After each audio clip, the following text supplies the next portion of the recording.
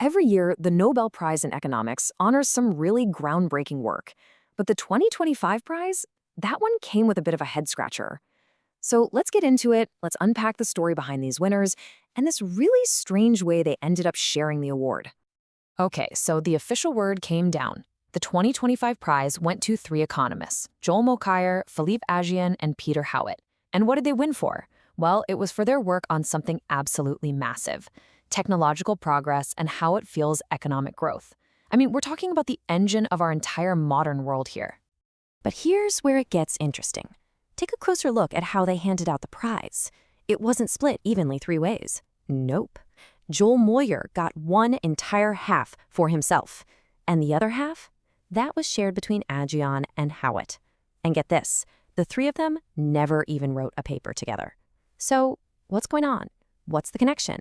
And why this super specific split? That is the puzzle we are going to crack right now. All right, to figure this out, we've got to start with Joel Mokyr's half of the prize.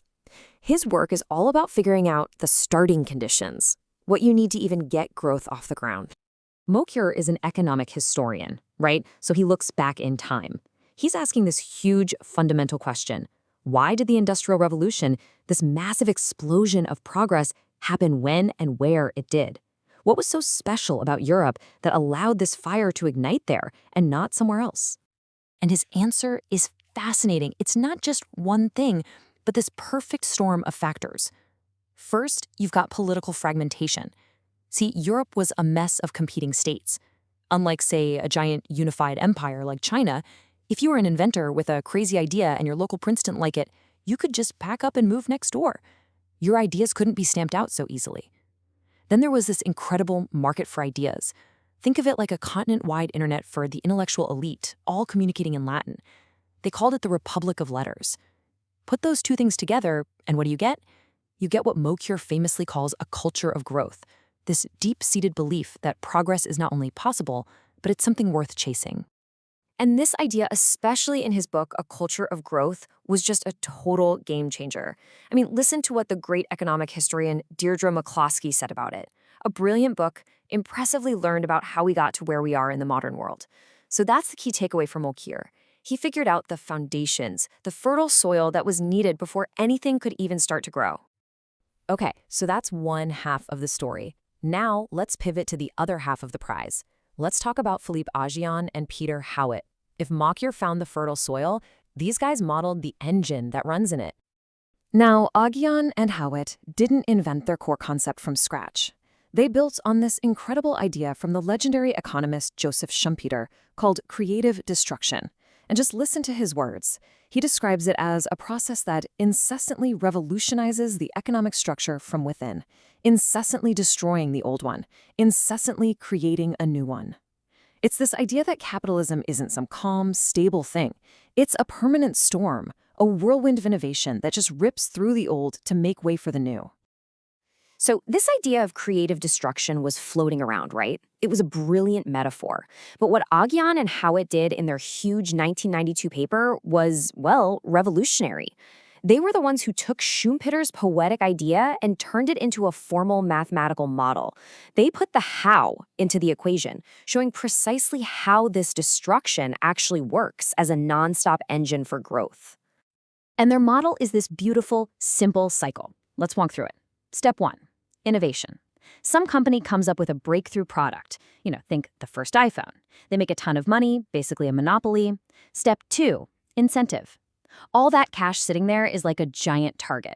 It incentivizes every other company to pour money into R&D to try and top it. Step 3. Obsolescence. Eventually someone does. A new, better thing comes along, and suddenly that original iPhone looks like a dinosaur. And that leads to step 4. Destruction. The first company's monopoly is shattered. Its profits vanish, and the whole cycle starts over again with a new winner. It's relentless.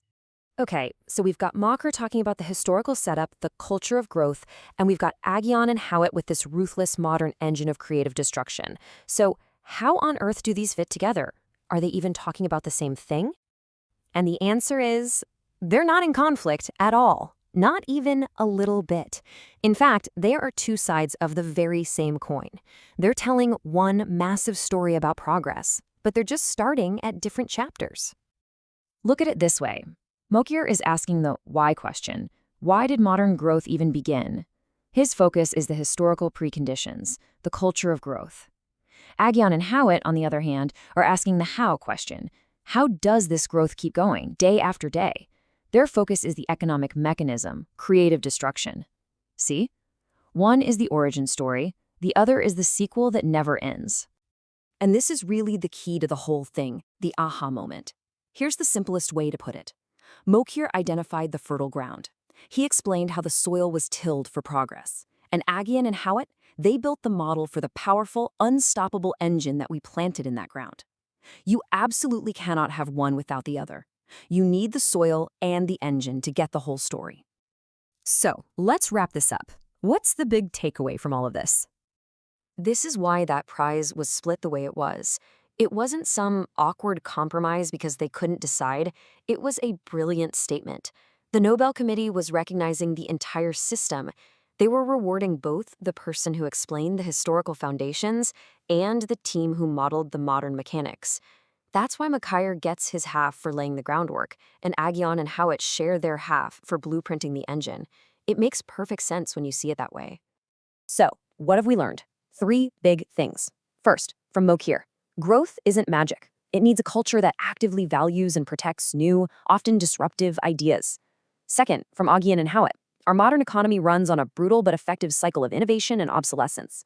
And third, when you put it all together, progress isn't just about making new stuff. It's also about the often painful process of letting the old stuff go. And that brings us to one last, really challenging question to leave you with.